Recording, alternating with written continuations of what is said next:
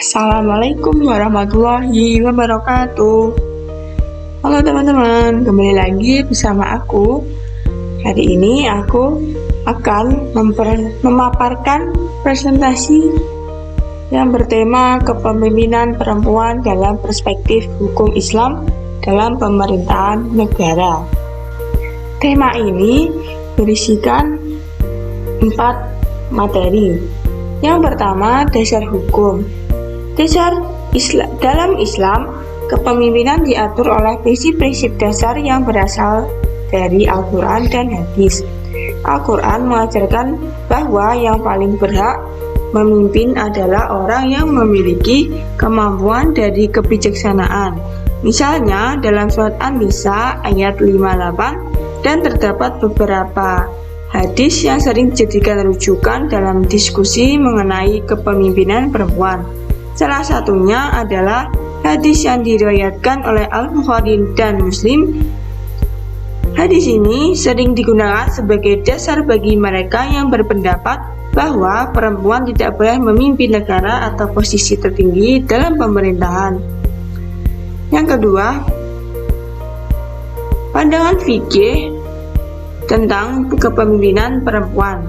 Terdapat perbedaan pendapat di kalangan ulama atau ahli fikih mengenai apakah perempuan boleh atau tidak memimpin pemerintahan negara, terutama dalam posisi tertinggi seperti khalifah atau imam.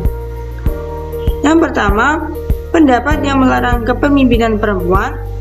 Sebagian ulama berpendapat bahwa perempuan tidak boleh memimpin negara karena hadis yang menyatakan bahwa tidak akan beruntung suatu kaum yang menyerahkan urusan mereka kepada seorang wanita. Kedua, pendapat yang membolehkan kepemimpinan perempuan. Pendapat ini di sisi lain, sebagian besar ulama modern berpendapat bahwa kepemimpinan perempuan dalam pemerintahan adalah hal yang dapat diterima, terutama dalam konteks negara modern yang tidak lagi berfungsi sebagaimana pada masa awal Islam. Materi yang ketiga, peran perempuan dalam sejarah Islam. Dalam sejarah Islam, perempuan telah menunjukkan kemampuan kepemimpinan dalam berbagai bidang, meskipun tidak selalu dalam posisi sebagai kepala negara.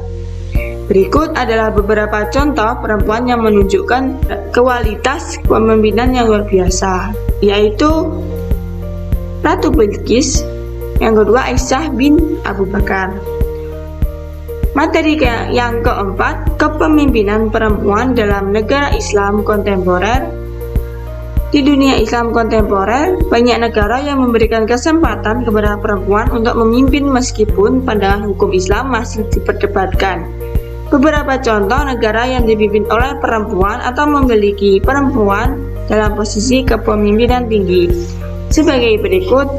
Yang pertama, Benazir Bhutto dari Pakistan, kedua Indira Gandhi dari India, yang ketiga Megawati Soekarno Putri dari Indonesia, dan yang keempat Sheikh Hasina dari Bangladesh.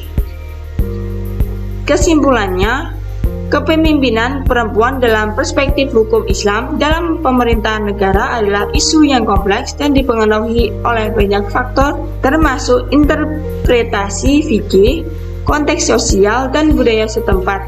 Dalam prinsip dasar hukum Islam, perempuan tidak dilarang untuk memimpin selama mereka memenuhi syarat-syarat kepemimpinan yang ditetapkan seperti kemampuan, ilmu, dan keadilan.